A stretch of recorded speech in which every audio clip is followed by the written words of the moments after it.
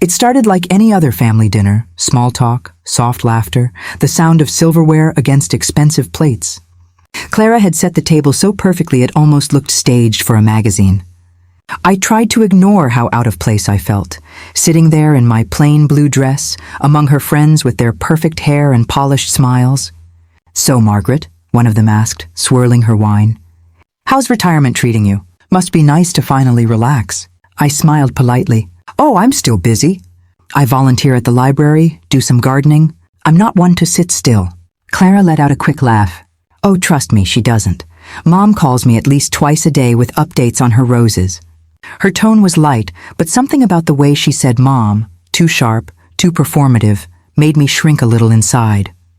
Ethan glanced at her, chuckled, then looked back at his phone.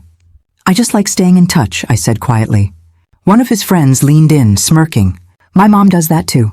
Always wants to move in with us." I keep telling her, "An empty nest means empty house, Mom." Everyone laughed. I joined them, even though I didn't find it funny. Then someone else added, "Yeah, some parents just can't let go. My dad calls every day, offering advice like I'm still 12. Ethan laughed louder this time. "Oh, I get that. Some people just can't stop being a burden." It was said so casually, like a joke, but it wasn't. I felt it land, heavy and cold. The table went quiet. Clara's fork froze midair. One of his friends cleared his throat. I looked at him, my son, my whole world, and saw nothing of the boy who used to cry when I scraped my knee. Just a man trying to impress people who barely knew him. "A burden?" I said softly. He avoided my eyes. "Mom, come on, I was kidding." "Kidding?" I forced a smile, my throat tightening. "Oh, well, I suppose that's funny then." Clara reached for his arm. "He didn't mean it like that, Margaret." "It's fine," I said. "It's fine." But it wasn't. Every word in that room suddenly felt wrong. The laughter resumed awkwardly, but I couldn't hear any of it. I was somewhere else, back in time maybe, standing in a kitchen with broken tiles, packing Ethan's school lunches at 5 a.m., wondering if he'd ever remember how hard I tried. He poured another glass of wine. "Anyway, Mom, you're okay though, right? You've got the apartment? You're keeping busy." "I'm fine," I whispered. "Always have been." He smiled, relieved that the tension had passed. For him it had. For me, something inside had cracked. I tried to eat, but every bite turned to dust. Clara kept talking about her new interior design project. Her voice floated around me like static. "So, Mom," she said suddenly, "did you ever think about, dating again?" I blinked. "Dating?" "Yeah, you've been alone a long time. Don't you miss company?" Ethan laughed softly. "Clara!" "What?" she said. "I'm just asking." "I think I'm okay," I said. "Some people aren't meant to start over." She shrugged. "Just don't want you getting lonely, that's all." I smiled tightly. Lonely isn't the worst thing in the world. The air grew heavier after that. I could feel their discomfort, like they realized they'd gone too far, but didn't know how to fix it. When dessert came, I offered to help serve. Clara insisted, "No, you sit. You're our guest." Guest. The word hurt more than it should have. I watched Ethan stand, pour coffee for everyone, refill Clara's glass, refill his friends. But he never looked my way again. Not once. Later, when they started telling stories from college, I tried to laugh along. But the gap between us felt too wide. I couldn't cross it anymore. I looked at Ethan again, his confident posture, his easy laugh. I wondered if he ever thought about the nights I stayed up with him when he was sick, the years I worked double shifts so he could go to that same college he was bragging about now. Maybe love had an expiration date, and I'd just missed the fine print. When I finally stood to leave, Clara said, "Already? You don't want to stay for coffee?" "I think I've had enough for one night," I said. Ethan walked me to the door. The house was quiet now, just the hum of the refrigerator and the faint laughter from the dining room. "Mom," he said, scratching the back of his neck. "Hey, I didn't mean what I said earlier. You know that, right?" "I know," I said. "You were joking." "Exactly. Don't take it so seriously." I smiled faintly. "I'll try not to." He hugged me, quick and distracted, already half turned back toward the living room. "Drive safe, okay?" "Always do." I stepped outside. The air was cold, sharp against my face. I walked to my car, hands trembling as I searched for the keys. Inside the silence of that small car, I finally let the tears fall. It wasn't anger that hurt. It was the realization that the child I'd built my life around saw me as a weight he had to carry. As I drove home, the streetlights blurred through my tears. The world looked softer, quieter. I thought about how love changes, how one day it becomes invisible, unreturned, unwanted. When I reached my apartment, I sat in the parked car for a long time, listening to the ticking of the engine. That single word, burden, played again and again in my head. Not shouted, not cruelly meant, just spoken without thought. And somehow that made it hurt even more, because if it was that easy to say, then maybe it was true. I turned off the engine, gathered my things, and walked inside. The apartment felt smaller than usual. The clock on the wall ticked too loudly. I stood by the window, looking out at the quiet street below, and whispered to no one, "When did my love become something heavy to carry?" The words faded into the dark, but I knew the answer wouldn't come tonight. All I knew was that something inside me had shifted forever, and nothing about our family would ever feel the same again. The clock on my nightstand glowed 2:47 a.m. I lay still, staring at the ceiling, listening to the hum of the refrigerator from the kitchen. Sleep wasn't coming, not after what Ethan had said at dinner. His words kept looping in my mind like a cruel lullaby. I got up, wrapped my robe around me, and walked to the kitchen. The floor felt cold under my feet. The house was too quiet, the kind of quiet that pressed on your chest. I made a cup of tea just to feel something warm in my hands. I don't know when it started, I whispered to myself. When did I become a burden to my own child? Steam curled from the cup, and suddenly I was 28 again, standing in the same kitchen, only smaller, cheaper, louder, with a toddler clinging to my leg and bills spread across the counter. "Mommy, I'm hungry," Ethan's little voice echoed in my memory. "I know, sweetheart. Just give me a minute," I had said, trying to stretch the last bit of peanut butter onto his sandwich. I could almost smell the old linoleum, the worn-out toaster that sparked every other day. Back then I thought exhaustion was just a phase, that once Ethan grew up, things would get easier. Helen's voice came back next, sharp, practical, always right when I didn't want her to be. "You can't keep doing this, Maggie," she told me, sitting on my sofa with that serious look she always wore. "2 jobs, no rest, barely eating. You're running yourself into the ground." I'd laughed it off. "I'm fine, Helen. I just want Ethan to have a good life. That's all that matters." "That's not all that matters," she snapped. "You matter too." I remember how I smiled to end the argument, but inside, I didn't believe her. I thought love meant giving until you had nothing left. The tea was cooling fast. I took a sip and sat by the window. The street outside was dark and empty, like the nights I'd walked home from my second job, praying the babysitter hadn't fallen asleep before I got back. "Ethan needs new shoes," the manager had said once, handing me my paycheck. "Kids grow fast, huh?" He didn't know that the shoes would mean skipping dinner for a week. But I'd done it anyway. Every mother I knew did. "Are you sure you don't want to come out with us tonight?" My coworkers had asked. "You deserve a break." "I can't," I'd said. "I've got a little one waiting at home." They'd rolled their eyes, but I didn't care. I told myself it was worth it. Every sacrifice, every skipped meal, every sleepless night, worth it, because it was for him. I pressed my hand against the glass now, feeling the chill outside. I used to think those memories were my proudest ones. Now they just hurt. I could still see Ethan's face the day I sold my wedding ring. He was only 12. He didn't understand why I'd gone quiet afterward. "Mom, are you mad at me?" he'd asked, tugging my sleeve. "No, honey," I'd said, forcing a smile. "Just tired." I wasn't tired. I was grieving. For Richard. For the life we were supposed to have. For the version of myself that kept disappearing. Helen had been there that night too. "You can't keep pretending you're fine," she'd said softly. "You're allowed to want something for yourself." "I do," I'd replied. "I want Ethan to have more than I ever did." She sighed. "That's not what I meant." But I never asked her what she did mean. I didn't have the time, or maybe I didn't want to hear it. I rubbed my eyes, pulling myself back to the present. The tea had gone cold. I set it aside and leaned against the counter. "Did I give too much?" I murmured. "Is that why there's nothing left of me now?" The silence didn't answer. It never did. I thought about Ethan again. His confident smile, the way he looked through me at dinner like I was an obligation instead of a person. I'd built him a world from scratch, and now I was just a ghost wandering through it. Helen would have said something like, "You did your best, Maggie. That's enough." But was it? I walked back to the living room, the floorboards creaking softly. The framed photo of Ethan on his college graduation sat on the shelf. He looked so proud, his arm around me, his future wide open. That was the day I told him, "You did it, Ethan. You made it." He'd smiled and said, "We did it, Mom." It was the last time I remember feeling like we were on the same side. Now I looked at that same photo and barely recognized us. I sank into the couch and pulled the blanket around my shoulders. The loneliness was thick, like fog.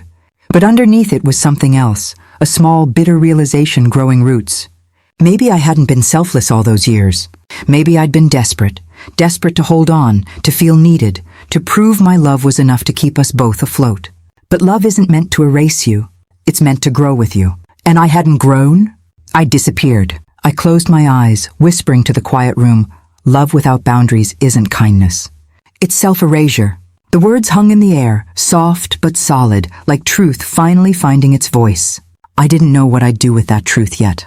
But I knew one thing. I wasn't going to keep living as a shadow of the woman who raised him. Outside, the first light of dawn crept through the blinds, painting the walls in pale gold. It looked fragile, almost hopeful. I sat there watching it, my heart aching but awake for the first time in years, realizing that the hardest part of motherhood isn't the giving. It's learning when to stop. The apartment felt heavier than usual, too quiet, too still. I could hear the hum of the refrigerator, the ticking of the old wall clock, and nothing else. That silence used to feel peaceful. Now it just reminded me that no one was coming home. I sat at the kitchen table, staring at the same half-empty cup of coffee from earlier, when a soft knock broke through the quiet. "Margaret? You in there?" It was Mrs. Turner, my neighbor from across the hall. Her voice had that cheerful rasp that only comes from years of laughter and too much black coffee. I opened the door, trying to smile. "Morning, Jean. I was just feeling sorry for yourself?" she said with a wink, holding out a mug. "Brought you some of the good stuff. Hazelnut blend. Don't make me drink it alone." Her blunt kindness always caught me off guard. "You're a lifesaver." "Please," she said, stepping in without waiting for an invitation. "At my age, caffeine's the only thing keeping me upright." She looked around the apartment, then sighed. "You need some noise in here. Turn a radio on or something. It's like a morgue." "I've gotten used to the quiet," I said softly. "That's the problem," she muttered, settling into the chair across from me. For a while, we just sipped our coffee in silence. The light from the window fell across the table, warm and golden, like it was trying to fill the space we both pretended wasn't empty. Then she said, "You know, my son called last week. Well, not really called. He texted. 2 words. You good? That's what passes for affection now." I smiled faintly. At least he checked in. "Please, it's not checking in. It's guilt management." She laughed, but her eyes gave her away. I raised 2 kids, both married, both too busy to remember their mothers still breathing. So yeah, I get it. Her words hit me harder than I expected. It's strange, isn't it? We spend our lives making sure they have everything they need, and then one day, they don't need us anymore. Jean stirred her coffee, nodding slowly. "You think you're building a home. Turns out, you were just building a launch pad." I felt something in my chest tighten. Ethan's got his own life now. I should be happy for him. "Should," she repeated. "But are you?" I didn't answer. I didn't have to. She just looked at me the way only someone who's been there can. No pity, just understanding. She leaned back. When my daughter first moved out, I used to keep her room exactly the same. Like a museum of her teenage chaos. Drove myself crazy walking past it every day. What changed? One morning I woke up and realized she wasn't coming back. Not really. And I had 2 choices. Keep mourning a ghost or start living again. I smiled. "You make it sound so simple." "It's not," she said softly. "But pretending we're fine doesn't make it any easier either." The way she said it, like she was giving me permission to feel sad, loosened something inside me. I hadn't realized how tightly I'd been holding everything in. I used to love the quiet, I admitted. When Ethan was little, I'd wait until he fell asleep just to have a few minutes of peace. Now I'd give anything to hear him call my name again. Jean smiled gently. "Funny how life flips the script on us. When we have noise, we want silence. When we have silence, we'd give anything for a little noise. She looked around again, taking in the bare corners of my living room. You need to put some life in this place, Margaret. A plant, a radio, a friend, preferably not just me. I'll think about it. You won't, she said with a grin. But I'll keep showing up anyway. Can't have you turning into a ghost before your time. I laughed, really laughed for the first time in days. You're impossible. Comes with age. Now what do you say we make pancakes tomorrow? I'll bring the mix. You bring the syrup. I nodded. It's a deal. After she left, the apartment felt different. Still quiet, but softer somehow. Like the silence had learned to share space. I sat by the window, watching the street below. The neighbor's kid was riding his bike in circles, his mother calling after him.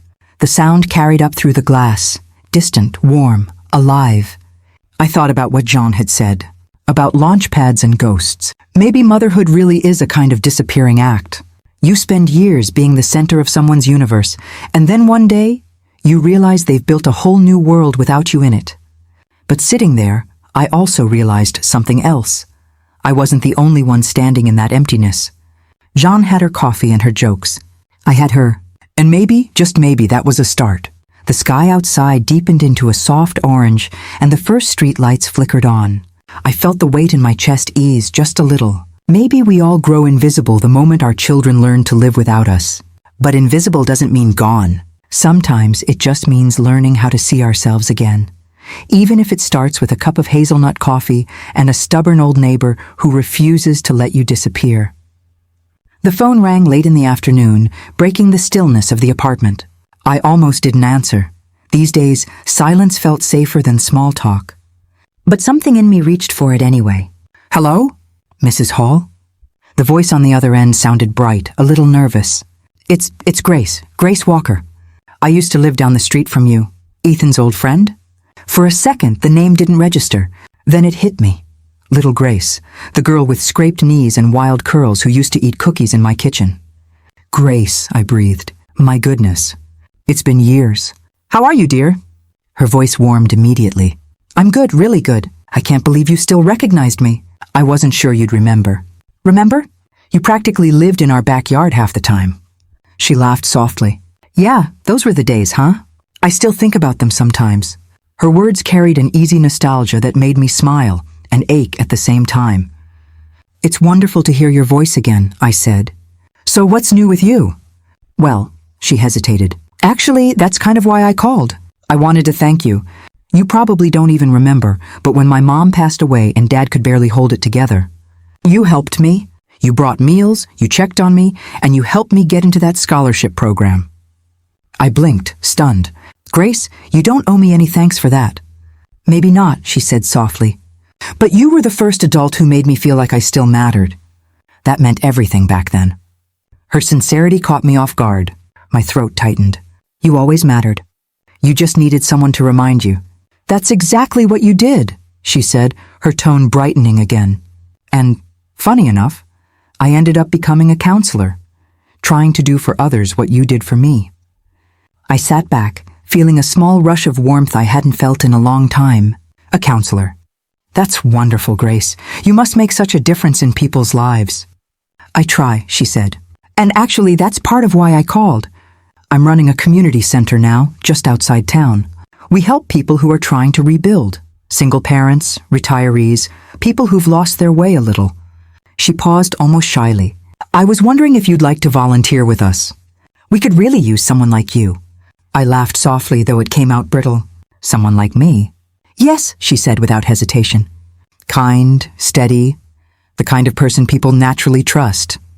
My stomach fluttered, a mix of flattery and fear. Grace, that's very sweet, but I don't know if I'd be any help. I haven't exactly been, useful lately. She laughed gently. That's not true. I know it isn't. You've always had a way with people, Mrs. Hall. You listen. You make others feel seen. That's more than enough. Her words stirred something I didn't want to acknowledge, the faint spark of who I used to be. I don't know, I said quietly. It's been a long time since I've done anything meaningful. I'm not sure I'd even know where to start. Start by showing up, she said simply. That's what you taught me when I was 16. Remember? I smiled despite myself. You remember that? Every word, she said. You told me, Sometimes the bravest thing we can do is just show up, even when we feel small. I looked down at my hands, resting on the counter. My own advice had found its way back to me, like a boomerang I'd forgotten I'd thrown. "I suppose I did say that," I murmured. She laughed softly. "So how about it? Just 1 day a week. You can help out in the mornings, talk to the people who come in. No pressure, no big expectations." I hesitated. "Grace, I appreciate the thought, really. But I don't know if I have the energy anymore." "That's okay," she said kindly. "Maybe that's exactly why you should come. Sometimes helping others gives back the energy we've lost." Something about the way she said it, calm, certain, full of quiet faith, made me pause. "Let me think about it," I said. "Of course," she replied. "But I hope you'll say yes. You were there for me when I needed someone most. Let me return the favor now." After we hung up, the apartment felt different, not louder, not brighter, but somehow alive. I sat at the kitchen table, staring at the phone, feeling a slow pulse of warmth spread through my chest. For the first time in a long time, someone had seen me not as an aging mother or a forgotten widow, but as someone who could still make a difference. I poured myself another cup of tea and whispered into the quiet, "A community center." Imagine that. I thought of the people Grace described, the ones trying to rebuild, to find their way again. Maybe I belonged among them. Maybe life was offering me something I hadn't expected. Not another chance to take care of someone else, but to finally take care of myself. The sun was setting outside, painting the walls in soft amber light. I closed my eyes and smiled. Maybe this was the start of something new. Not motherhood, not survival, just me. And for the first time in years, that felt like enough. The door shut behind me and my heart was still racing. "Welcome," she said, smiling like she'd been waiting all day. "Grace told me you might be coming." "I'm Lily. I'm Margaret." "You made it," Lily said. "You okay?" "A bit nervous." "Nerves are normal. Coffee, please." The room smelled faintly of lemon cleaner and fresh paper. A row of folding chairs lined the wall, clipboards, a kettle, a poster that read, "Rebuilding Lives in Cheerful Letters." It felt like stepping into somebody else's life, and maybe that was the point. "Here, thanks. So tell me why you wanted to volunteer?" I don't know exactly." "That's honest." I guess I thought. I could try. "You don't have to do anything heroic." Good, because I wouldn't know how. A man with a soft voice and tired eyes came in carrying a box of donated sweaters. "I'll take those," he said, setting them down. "Morning, folks. I'm Samuel." "Margaret," I said again, like that would make it real. "Nice to meet you," Samuel said, offering a hand. "Grace has told me stories." "Really?" I tried to keep my voice steady. "I don't have many good stories left." "You've got one now," he said, smiling. "We need your stories." Someone laughed. A young woman, quick and bright. "That's Lily's optimism," she teased. "Don't be fooled." "Optimism's useful," Lily shot back. "And coffee." "I'll take both," the young woman said. "I'm Hannah." "You're in charge of the food table today," Samuel said. "We'll put you to work." Perfect. I needed a reason to move. They moved around me like a small merry current, and I felt oddly buoyed. "You comfortable with paperwork?" Lily asked. "I can do a form." "Great. You'll be at intake this morning. People come in, we chat. Eventually we help figure things out. Chatting I can do." A woman shuffled in, shoulders hunched, clutching a plastic bag. "Hi," I heard Lily say. "Welcome. I'm Lily. Please have a seat." "Is this the woman started. "You're at the right place," Samuel said softly. "We'll help." They spoke like people who'd practiced tenderness and not lost the knack for it. "Do you do this often?" I asked quietly, watching them. "All the time," Samuel said. "Some of us have been here years." "Why do you stay?" I asked. "Because someone once stayed for me," Samuel answered. "Because it mattered." A laugh escaped me before I could stop it. "That's a nice reason." "It's the only reason that stays useful," he said. A woman in her 30s came to the table, eyes dry but fierce. She sat across from me and gripped a paper cup so hard the rim trembled. "Hi," I said, feeling tacky with well-meaning. "I'm Margaret. Would you like some tea?" "No, thank you." "That's fine. If you want to talk, I'm here." "You know what helped me?" she said suddenly. "Someone asked me once what I used to like doing. It was the dumbest question, but I couldn't answer." "Did you find one?" I asked. "Yeah, I liked painting when I was younger. Nobody asked me to paint anymore. Can you paint now? No studio, no space. We'll make space, Lily said. We have paints. We have time. They offered so much with so little ceremony that it made me ache. You see that? Samuel whispered to me later, nodding toward the woman who was now sketching with concentration. That's what we do. It feels right, I admitted, like being useful without rules. That's the trick, he said. No expectations, just presence. I sat behind a clipboard for a while, asking names, listening. One by one, people folded their lives into my small ear. A single father losing his hours, a woman fleeing an abusive landlord, an older man who'd lost his wife and was learning to fill his days again. You stayed with him through chemo? One of them asked, surprised. Yes, that's incredible. It was love, I said, and the word tasted unfamiliar in my mouth now, heavy and generous. A teenage volunteer bounded over and handed me a stack of flyers. Want to hang these? She asked. We're doing a donation drive. I'll do it, I said. Where do you want them? Everywhere, she said, grinning. Windows, boards, the coffee shop down the street. Coffee shop? Yeah, the owner, Mark, he's been our friend for years. I'll go with you, I offered impulsively. If you don't mind an old lady haunting the window. She laughed.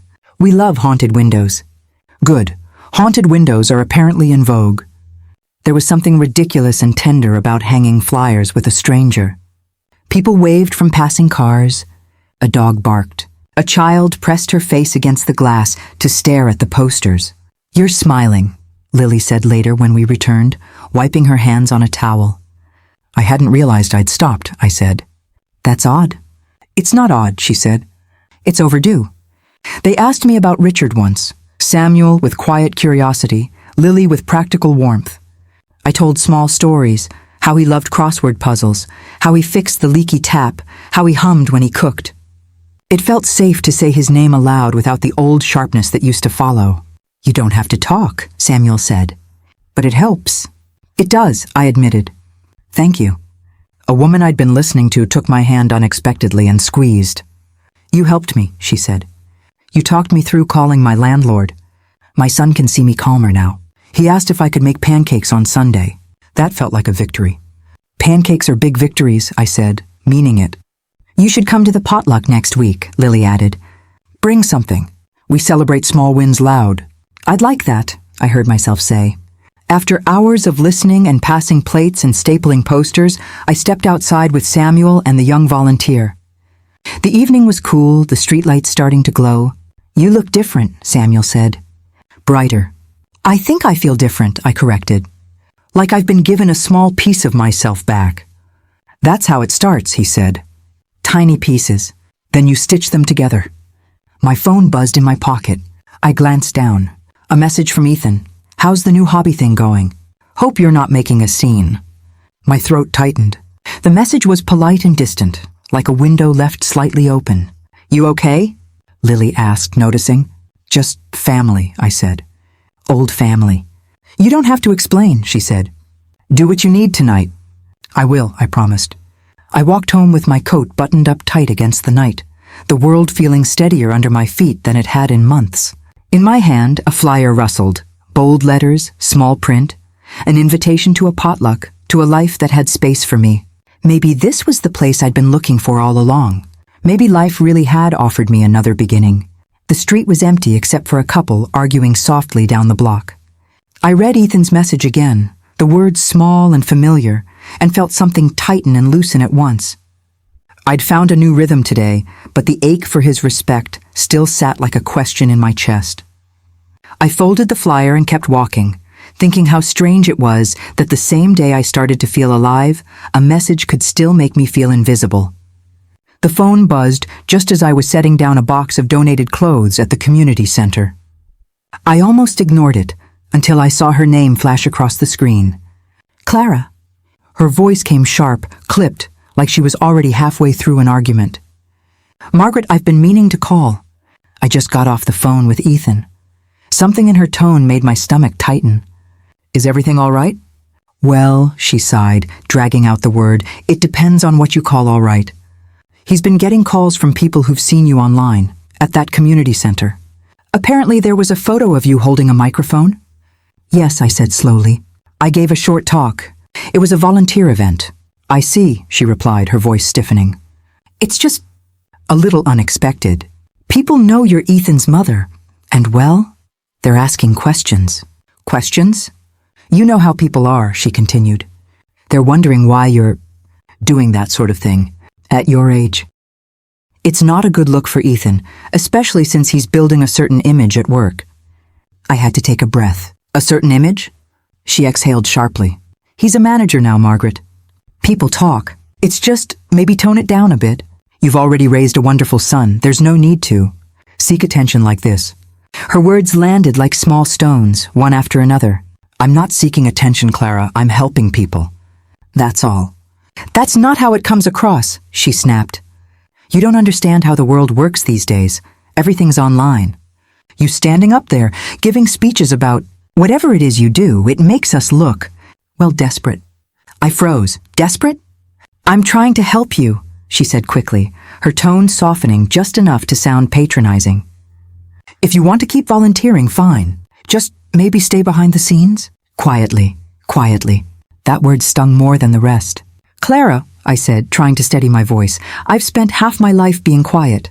I think I've done enough of that. There was a pause, long and uncomfortable.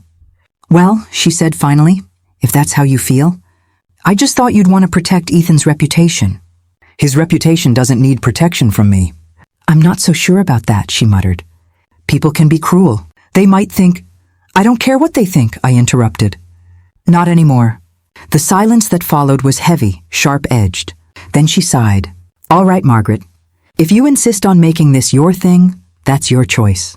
But don't say we didn't warn you. She hung up before I could answer. For a moment, I just stood there, the phone still in my hand, the world suddenly very still around me. My reflection in the window caught my eye. Tired, worn, but alive. I wanted to feel angry, but instead I felt sad. Sad that kindness could be mistaken for vanity. That a woman trying to live again could be called embarrassing. Later, back at my apartment, I told Mrs. Turner what had happened. She listened quietly, stirring sugar into her coffee, her wrinkled hand trembling just a little. They said that? She asked. More or less, I said. Apparently helping people makes me an attention seeker now. She snorted. Well, that's rich. When did being decent become a scandal? I think they're just embarrassed, I murmured. Maybe they think I should stay quiet, fade out gracefully. Gracefully, she said with a laugh. That's what people say when they want you to disappear without making a fuss. I smiled faintly. Maybe. She leaned forward, her eyes soft but fierce. Listen to me, Margaret. People who can't find joy will always resent those who do. Don't let them shame you for being alive. Her words hit something deep inside me. You make it sound so simple. It is, she said, sitting back. You've already done the hardest part, surviving. Now you're living again, and that scares people who never learned how. Her confidence almost made me laugh. You really think that's what it is? I know it, she said. When you've spent years being invisible, your light blinds the ones who liked you small. I stared at her, trying to let that sink in. You're a good woman, Margaret, she continued. If your son and his wife can't see that, it's their loss. You don't owe them silence. I nodded slowly. I just didn't expect it to hurt this much. It always hurts, she said softly. But pain's proof that you're changing. Her words stayed with me long after she left. That night, I sat at my small kitchen table, the phone beside me still quiet. I thought about calling Ethan, explaining, apologizing. But something inside me said no. Instead, I pulled out a notebook Grace had given me when I first started at the center. On the first page, she'd written, Your story isn't over just because someone stopped reading. I smiled faintly and wrote a few words beneath it. I'm not ashamed of being seen. For the first time in years, I didn't feel like I had to hide the parts of me that still wanted to grow. I looked around the apartment. The photo of Richard on the shelf. The soft hum of the heater. The flicker of light on the window pane. And realized something quietly powerful. I wasn't living for someone else's comfort anymore. Maybe that was what real respect meant. Not waiting for others to hand it to you, but standing tall enough to claim it yourself. The night outside stretched wide and calm. I closed my notebook, feeling lighter than I had all day. Respect, I realized, isn't given by others. It's demanded by how you live. And for once, I was finally living on my own terms. The invitation came through a short text. Thanksgiving dinner, 6 p.m. Hope you can make it. No heart, no warmth, just facts. Still, I said yes. Part of me hoped things might be different this time. When I walked into Ethan's house, the smell of roasted turkey filled the air, but the warmth stopped at the door. The laughter was polite, the smiles too sharp to be real. Clara greeted me with a kiss on the cheek that didn't reach her eyes. You made it, she said. Good. I was starting to think you might bail. I wouldn't miss it, I said, hanging my coat. How have you been? Oh, you know, busy, work's crazy. Ethan's been a wreck trying to keep up. He gave a small laugh from across the room, one that sounded more tired than amused. Don't listen to her, Mom. She's exaggerating. Uncle David and Aunt Carol were already seated near the fireplace, glasses of wine in hand. Margaret, David said, rising to hug me. You look great. Retirement's treating you well, huh? I'm keeping busy, I said with a small smile. Carol smiled tightly. Ethan tells us you've been volunteering or something? Before I could respond, Clara's voice sliced in. Oh yes, her little hobby. Keeps her entertained, you know? A few people chuckled lightly, like they weren't sure if they were supposed to. My stomach knotted. Ethan looked at her. Clara, what? She said, pretending to laugh. I didn't mean anything by it. I took a sip of water, keeping my hands steady. The old me would have stayed silent. The woman I was becoming wasn't sure if she could anymore. As the evening went on, the conversation floated from politics to property prices to promotions. I listened, invisible, nodding when necessary. The more they spoke, the colder the house felt, not from temperature, but from the quiet way they made sure I didn't belong. Carol leaned toward me. So what exactly do you do at this center of yours? I smiled politely. We help people find their footing again. Single parents, the elderly, anyone trying to rebuild. That's sweet, she said, dragging the word out like she was talking to a child. It's meaningful, I said quietly. Ethan cleared his throat. Mom's really good at it, actually. Grace, remember her? She says the community's grown so much since Mom joined. Clara gave a thin smile. Oh, Ethan, don't exaggerate. It's just a few hours a week. Something in me cracked. I set my fork down. It's not just a few hours. The table went still. Even the clinking of cutlery stopped. Clara blinked. I didn't mean, no, I said, my voice calm but firm. I know you didn't, but it matters to me. What we do matters to the people who walk through those doors every day. Ethan looked between us, confused, uncertain. Mom, let her finish, David said softly. I looked at Clara. You call it a hobby, but for some, it's the only place they can breathe again. For some, it's hope. And if that embarrasses anyone here, that says more about them than it does about me. Her face flushed. I didn't mean to embarrass you. I'm not embarrassed, I said. Not anymore. The silence that followed was heavier than the smell of food that suddenly felt tasteless. Aunt Carol cleared her throat. Well, I think it's wonderful, she said lightly, trying to smooth things over. The world could use more people like you, Margaret. Thank you, I said, forcing a smile. Clara stood, muttering, I'll get dessert. Her heels clicked sharply across the tile as she left the room. Ethan's eyes stayed on me. Mom, you didn't have to. Yes, I did, I said. I've kept quiet for too long. He sighed, rubbing the back of his neck. You know how she gets. She didn't mean it that way. Maybe not, I said softly. But you hurt her. And you didn't stop her. He hesitated. I didn't think it mattered. I met his eyes. That's the problem, Ethan. You never think it matters until it hurts you. He opened his mouth to speak, then closed it again. When Clara returned, the air was tense but silent. She placed a pie in the center of the table. Pumpkin, everyone's favorite, she said, smiling too brightly. We all took a slice, but no one ate right away. Mrs. Turner's words from weeks ago echoed in my mind. Don't let people shame you for finding joy. So I didn't. I smiled at David. You should visit the center sometime. We're hosting a small winter fair soon. Crafts, music, the works. You'd enjoy it. He smiled back. Count us in. Clara's fork clattered softly against her plate. That sounds lovely, she murmured. I leaned back, feeling oddly steady. It is, I said. It's nice to be surrounded by people who appreciate second chances. No one replied, but they didn't have to. The silence said enough. When dinner ended, Clara offered to pack leftovers. I declined. "Thank you, but I'm fine," I said, reaching for my coat. Ethan followed me to the door. "Mom," he said, voice low. "I'm sorry. I should have said something sooner." I smiled, tired but sincere. "It's all right, Ethan. Just remember, silence isn't kindness." He looked down, ashamed. "You've changed. Maybe I finally stopped pretending." Outside, the air was cold and crisp, the night sky dotted with stars. As I walked toward my car, I could still feel the tremor of adrenaline in my hands, but beneath it, a calm certainty I hadn't felt in years. For the first time, I hadn't swallowed my pride just to keep the peace. I sat behind the wheel, staring at my reflection in the rearview mirror. Older, yes, but steadier, stronger.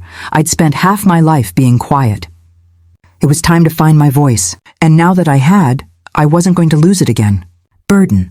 My hands tremble as I stand, but my voice is steady, quieter than I feel. "You said it twice tonight like it was a joke." I didn't mean... No, you didn't mean it. I was just what? Trying to be funny? Clara, please, you always take things so seriously. I've taken a lot more seriously than you know. The room tightens. Forks pause midair. Someone clears their throat. I breathe in slowly, because breathing keeps me in the moment. "You think I wanted to be here taking night shifts?" "We know you worked hard," a voice says, hesitant. "Worked hard?" "I wanted to be there when my husband needed me. I wanted to tuck my son in, not be a shadow who showed up between shifts." Isn't what? People don't need all the details. I force a small laugh, the kind that refuses to be small. "I put him through school. He's grateful. He told me he meant it as a joke." "Then why does your face look like you swallowed an apology?" "Because words change things, Ethan. You can't unsay the way someone feels after hearing you call their life a joke." There's a rustle of fabric, Aunt Carol's fingers on a napkin. "Margaret, maybe this isn't the night. If not tonight, when?" I ask. "When will it be convenient for me to tell you I sold my wedding ring so he could finish his last semester?" He didn't know. He knew I missed meals so he could have books. He knew I worked 2 jobs and then the third because the rent was overdue. "We all make sacrifices," Uncle David says softly. "Sacrifices that leave you with nothing left to give," I reply. "Not all sacrifices are noble when they erase the person making them." Clara's jaw tightens. "You're making this dramatic." "Maybe because it is dramatic. I raised a boy without a father's paycheck. I learned to juggle hospital hours, late-night shifts at the bakery, lunch breaks that were 20 minutes and a prayer. That was years ago. So was the night I sat on the floor and cried because I couldn't afford a prescription, and I still remember it like it was yesterday." Ethan's face changes. A flash of something like recognition crosses his features. "Mom, don't. I'm listening." "Listen then." I slow my voice so every word lands. "You think being a burden is about needing help? It's not. A burden is a weight you drag into someone's life when you've never taught them how to carry it with you. I raised you to fly, Ethan, not to make you feel guilty when you do." "So you're saying I was selfish?" "I'm saying I did everything I could so you wouldn't have to be selfish. I stocked your lunches, I paid your deposits, I sat through parent-teacher nights with one shoe on because the other had a hole." "You don't have to." "I do. Because silence kept me safe once. Saying nothing made people comfortable. Letting myself be small kept the peace at home. And now? Now I'm not willing to shrink to fit someone else's idea of dignity." A nervous laugh from someone at the table, then a cough. "Do you expect praise?" Clara asks, voice brittle. "No." "Then what?" "I expect to be seen as a person, not an item you can set aside when it's inconvenient." "There are manners," Aunt Carol says. "You could have handled this privately." "I handled it privately for 20 years, I say. Privately didn't change anything. Private apologies don't unmake public words." Ethan's hands are tight in his lap.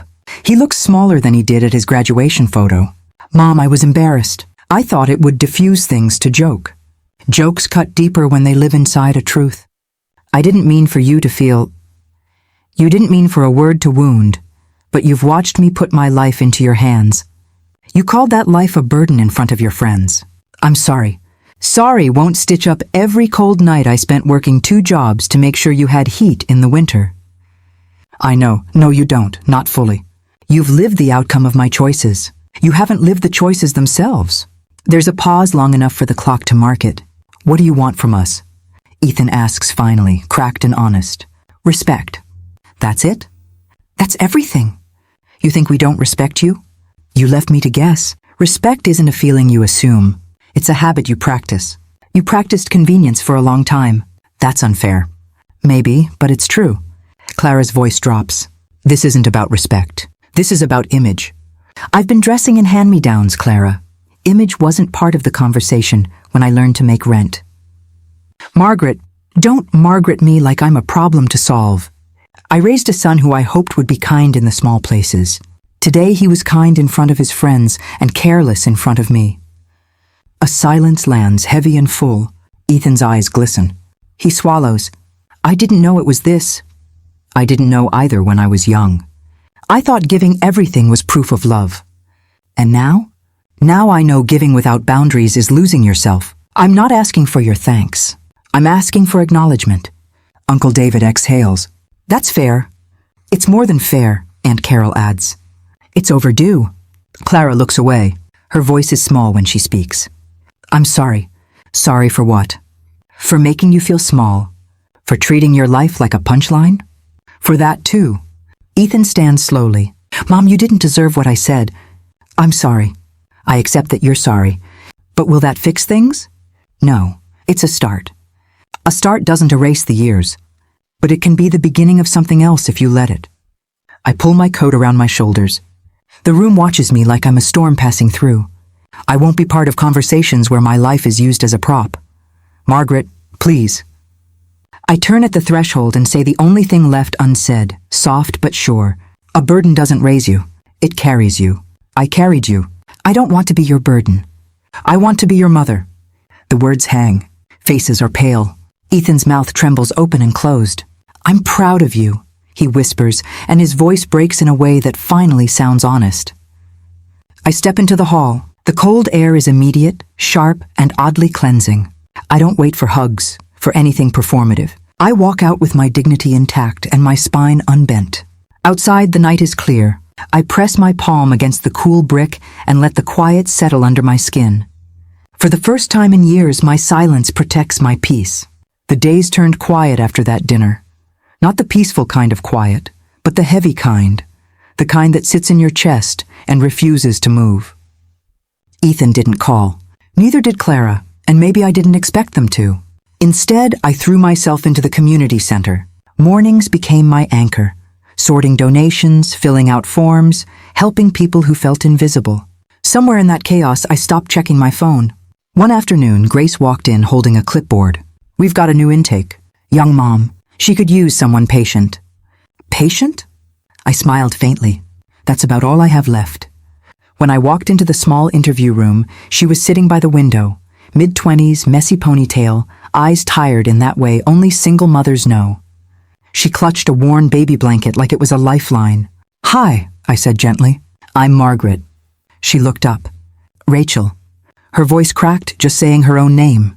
Grace gave me a quick nod and left us alone. So, I began softly, Grace mentioned you needed some help. Rachel hesitated, eyes darting to the floor.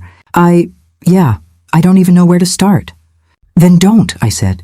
Just tell me what's hardest right now. She laughed under her breath, bitter and tired. All of it? We sat there, the silence filling the space between us. I could feel her exhaustion, not just physical, but the kind that comes from fighting a world that never makes room for you. I used to think I could do it all, she said finally. The job, the baby, the rent. But then daycare fell through, and my boss said he couldn't keep me if I missed more shifts. Now I'm behind on everything. I nodded slowly. You sound like me a long time ago. She looked up. Yeah? You a single mom too? Yes, my husband passed when my son was little. It was just me and him for a long time.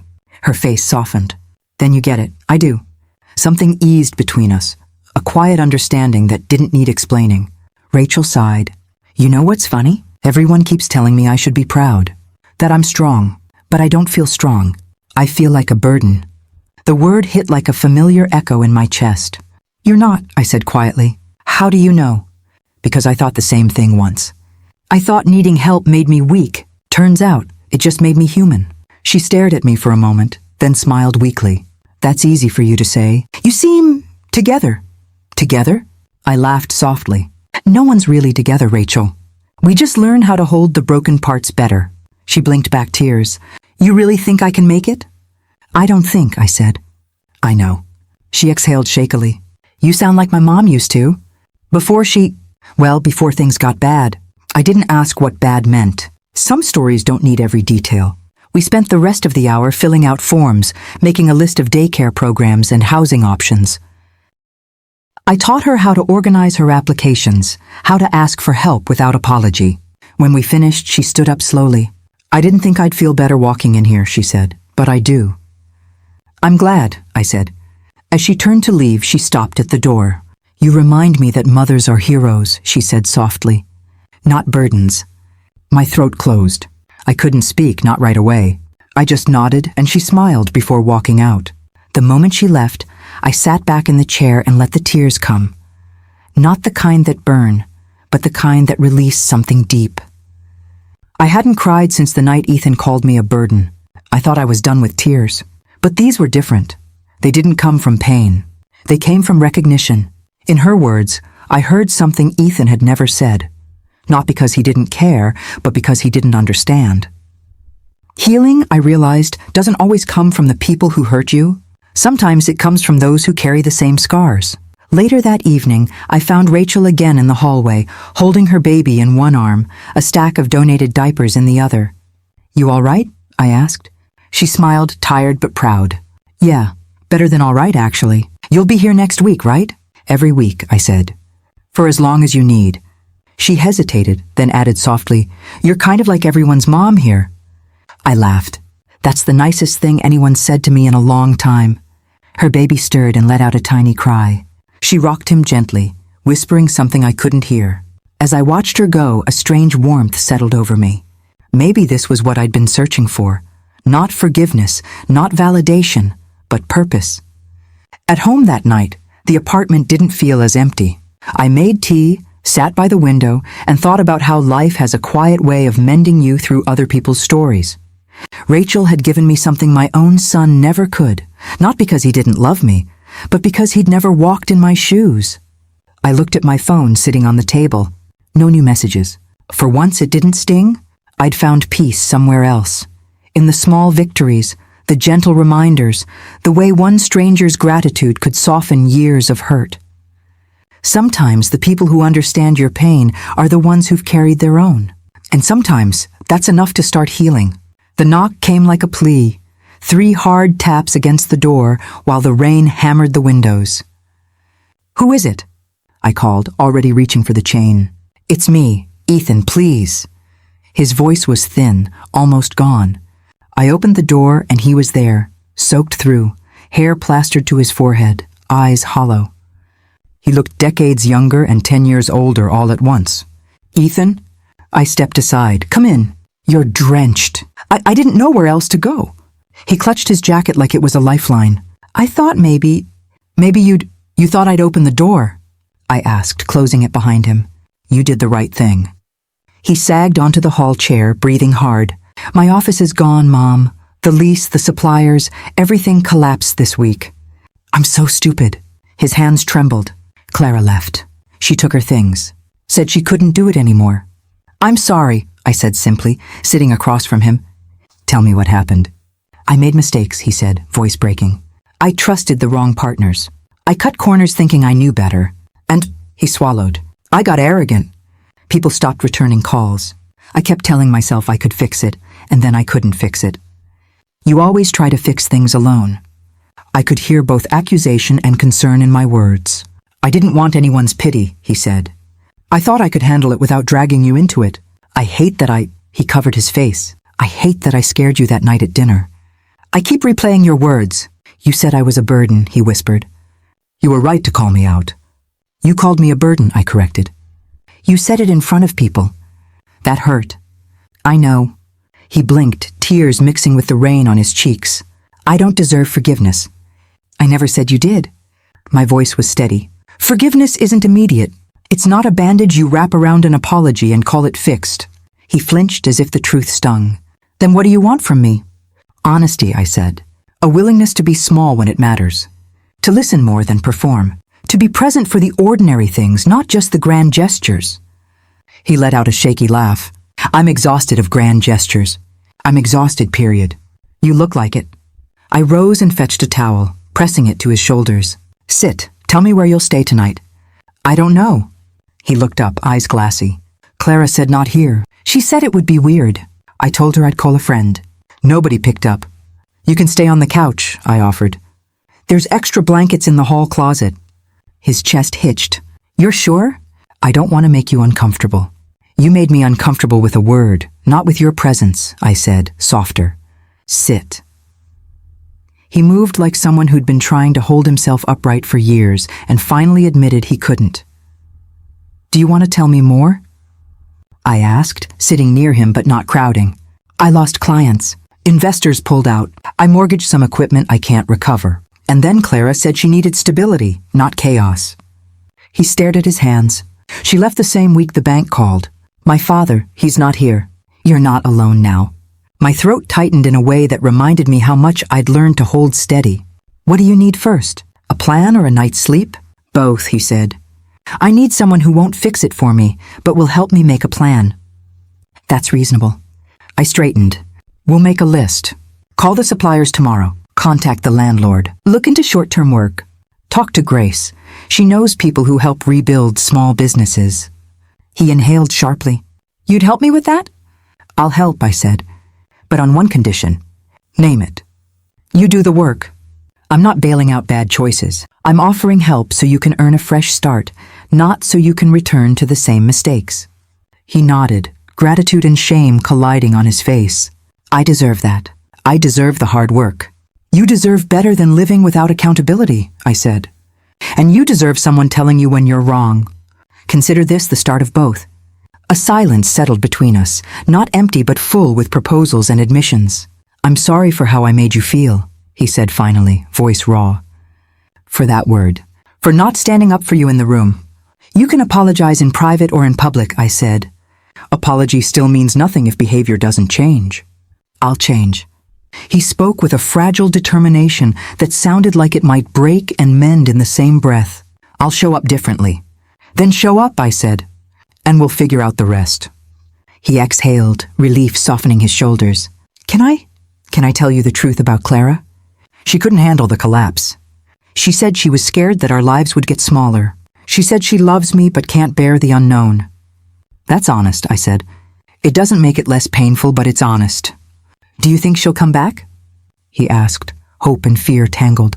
People sometimes return when they see steady change, I said. But you can't rebuild your life around someone who leaves at the first storm. He drew in a breath, letting the words land. Mom? He said after a beat. I was ashamed to tell you. I thought you'd say I'd failed. I thought you called me a burden, I reminded him gently. I know. His eyes fell. I can't erase that. I can only try to be better. You can start by being honest with yourself. I stood and folded a blanket, passing it to him. Then we plan. Together. He took the blanket like it was an offer he'd been too proud to accept earlier in life. Thank you, he said, voice small. You're welcome, I replied. And Ethan, yes? Forgiveness isn't a forget button. It's a chance to do the hard work so the same wound doesn't reopen. He nodded, understanding settling in a new place. I'll remember that. We stayed up late drawing lists and making calls in fits and starts, the storm easing outside. At one point, he fell asleep with his head on the arm of the couch, exhaustion finally claiming him. I watched him for a long time, thinking about how his mistakes had cut both ways. Hurt me, yes, but also opened a doorway for him to learn humility. When the sky cleared and dawn hinted at the edges of the blinds, I stepped outside for a breath of cool air. You okay? He mumbled from the couch. I am, I said. For now. I paused, feeling a steady, cautious hope. But this is different. I'll help you rebuild. Not as someone who owes you everything, but as someone who refuses to be taken for granted again. He sat up slowly, eyes meeting mine with a new steadiness. I want that. I want to be better. Then be better, I said, and meant it. The rain had washed the street clean, but inside me something else had been rinsed. The dullness of silent endurance. I walked back in, ready to plan, ready to set boundaries. Love with limits still holds love. It's kinder and somehow firmer. At the kitchen table, with a notebook open and a pen poised, we began listing steps. The first one was simple and terrifying. Admit fault, make a plan, refuse to repeat the same old patterns. It felt like both an ending and a beginning. The first morning he showed up at the community center, he looked almost uncertain, like he wasn't sure if he belonged there. "Are you sure you want to do this?" I asked as we walked inside. He nodded, adjusting the sleeves of his worn jacket. "I need to. Not just for you, for me." The hum of the center filled the air. Chatter, laughter, the shuffle of people finding warmth and kindness. Grace was by the coffee table, handing out cups to volunteers. When she saw us, her eyebrows lifted. "Well, look who finally joined us," she said with a grin. Ethan Hall in the flesh. He smiled awkwardly. "I'll try not to get in the way." "You'll do fine," she said. "We always need an extra pair of hands. Or two." As she walked off, he turned to me. "I still can't believe you do this every week." "It's not that hard once you realize how much it matters," I said. "Here, come on. We'll start with sorting clothes." We moved through the morning side by side, folding, organizing, talking with people who came in and out. Sometimes I caught him watching me. Not the way a son looks at his mother, but the way someone sees a person they're still learning to understand. When a man came in asking for winter jackets, Ethan stepped forward before I could. "Hey, I think I saw a few in the back," he said quickly. "What size?" The man hesitated. "Large, maybe extra large." "I'll check." He disappeared into the storage room and returned with 2 thick coats. The man's face lit up. "Thank you," he said, gripping Ethan's hand. Ethan smiled genuinely. "You're welcome. Stay warm, all right?" After the man left, I caught his eye. That was good. He shrugged. "I just did what anyone would do." "Not everyone does," I said softly. He gave a small nod. "I should have done more of this before." "Maybe you weren't ready before," I said. "You are now." He didn't answer, but his eyes told me he was listening. By noon, the place was buzzing, people dropping off food, volunteers chatting, laughter echoing through the hall. Grace gathered us for a quick break. "All right, folks," she said. "If anyone needs coffee, now's the time. And thank you, truly. This place doesn't run without hearts like yours." Ethan leaned against the wall, sipping from a paper cup. "She's good at this," he murmured. "She is," I said. "She believes in people before they believe in themselves." He glanced at me. Guess I know where she got that from. I smiled faintly. Grace was helping others long before I came along. He looked down thoughtful. "Still, I owe her. I owe you." "Ethan," I said gently, "you don't owe me anything. You just needed to learn how to stand beside people instead of in front of them." He smiled, half embarrassed, half relieved. "That's fair." The afternoon went by quietly. I watched him help a teenage boy carry boxes of canned food, laugh with a little girl coloring by the door, and take instructions from Grace without a hint of defensiveness. At one point, Grace pulled me aside. "He's good," she said quietly. "He's learning," I replied. She smiled. "You taught him that." I frowned slightly. "I didn't teach him." "Life did." "No," she said. "Life tested him. You taught him how to stand tall when it did." Her words stayed with me the rest of the day. Later, when the center began to empty, I found Ethan sitting on the front steps. The evening light spilled across the pavement, soft and golden. "Tired?" I asked. He laughed. "Exhausted, but in a good way. The kind of tired that feels earned." I sat beside him. "That's the best kind." He looked down at his hands, calloused from moving boxes. "You know, I kept thinking about what you said, about being present for the small things. I think I finally get it. Do you?" He nodded slowly. "It's not about the big wins. It's about showing up when it matters, even if no one's watching." "That's right," I said. "That's where real strength lives." He smiled faintly. "I didn't see that before. I thought strength was about control, about fixing everything." "It's not," I said. "It's about facing what you can't fix and still choosing kindness anyway." He turned to me, his eyes soft. "I'm sorry for the way I treated you. I see it now, how much you gave up, how hard you worked. And I used to think you did it because you had to, but you did it because you loved me. I did, I said quietly. But I also lost myself in the process. That's what I'm trying to change now. He nodded. I want to change too. Then start here, I said, gesturing around us. This place, these people, they'll teach you more about humility than anything else ever could. He looked out at the street, where the lights had begun to flicker on. I like it here, he said. It feels honest. It is, I said. That's why I stayed. He took a deep breath, and for the first time in a long while, I saw peace on his face. After a while, Grace came outside, waving her keys. You two planning to sleep here? Ethan laughed. Tempting. She grinned. You did good today, Ethan. Thanks, he said. You've got your mother's grit, she added. But I think she's the tougher one. He smiled, glancing at me. No argument there. Grace winked at me. You taught him more by standing tall than by staying silent. I looked at her, startled, then smiled. Maybe that's true.